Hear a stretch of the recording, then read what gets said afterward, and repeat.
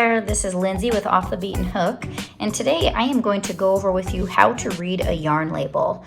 So it's super fun. Of course, sometimes the most fun part of the project is going in and picking out the yarn that you want to use for your project, and you walk into the store and there are so many options, so many fibers, so many weights of yarn.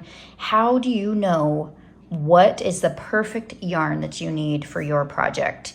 A lot of times the pattern gives you exactly the yarn to buy, but you might not like it. You might not like the color, you might not like the fiber, you might have an allergy to the fiber. So how do you know when you go into a store what is going to be a great substitute? If you want your project to turn out the same size as the pattern, which you usually do, you need to know how to read this yarn label so that you can interpret everything properly and find the yarn that's going to work best for you. So let's take a look at the information that it gives you. So first of all, you're going to see a little picture. Usually it will be a picture of a skein of yarn with a number on it. This is the CYC weight. So the Craft Yarn Council has put out a standard weight system, 0 to 7, and 0 is lace, which is the thinnest yarn that you can get, and 7 is jumbo, which is a really thick yarn. This one is 6, which is super bulky. You can see that it's really quite thick. That's really important. If you're switching out your yarn, you want to make sure you're getting a yarn that's the same weight your project calls for. Next, you have the physical weight. So usually it's in ounces and grams. This is just telling you how much this skein of yarn weighs. I don't use that very much. Patterns usually do specify. That one isn't as important to me as this, which is the length. This tells you how many yards and meters this skein of yarn is. So when you're making a project that has told you exactly how many yards of yarn to use, this is where you can come and do your math and figure out how many skeins you need to make sure you get enough yardage. Down here we have the care instructions. This one is very nice. It actually gives you the really important information to know, even though there's a bunch of extra symbols here. This is hand wash, lay flat to dry. Sometimes you only see the symbols. It's really important to know this. I know sometimes it's easy to look past it because it's just symbols that look sort of like gibberish, but you can pull up online lots of charts that will tell you what each of these mean so that you know exactly what you're getting into. So this one in particular is hand wash only. This is a little basin with a little hand in it. You'll always see the basin, which represents how to wash it, and then there'll be different symbols involved with the basin, which tells you exactly how it should be washed. This one is hand wash only. The triangle represents bleach. It always represents bleach. So the X, no bleach. Do not use bleach with this yarn. The square will always represent the dryer.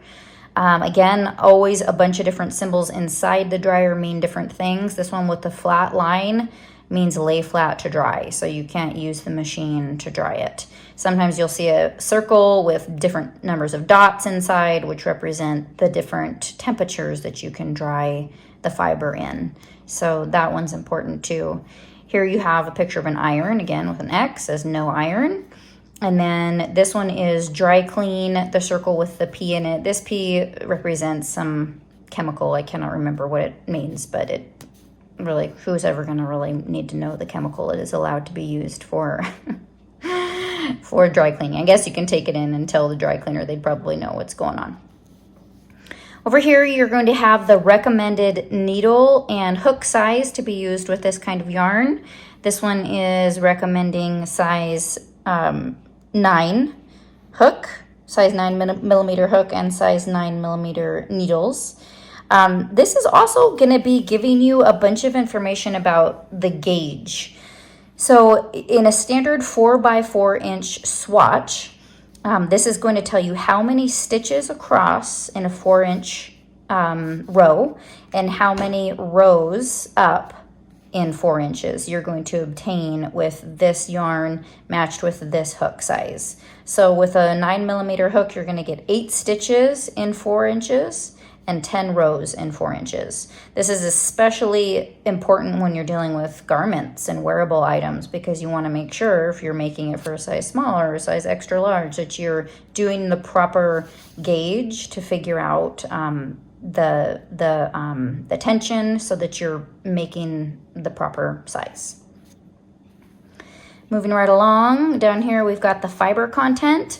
This one is 100% recycled polyester. This is almost always gonna tell you whether it's 100% or whether it's a blend. And if it's a blend, it will give you the percentages. Obviously the fiber is really important, especially if you have any allergies, or again, if you're needing to care for it a certain way, that's gonna give you your fiber. The other important information for me anyway is I only buy sustainable yarn, and so if there's any special certifications, they will be on the label. I mean, they've paid for it, they've gone through the process to get their yarn certified, so they're certainly going to let you know if it's certified. If it's organic and it's GOTS certified, you'll see that on here. This one's GRS certified, which is a certification for recycled fibers.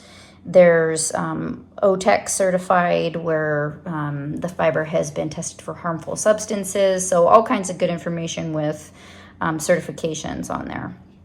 You're going to see where the fabric was made. And then you're also going to see the color. And then the important thing to point out with the color is you're going to see a stamp on the kind of standard color label here. That is the dye lot.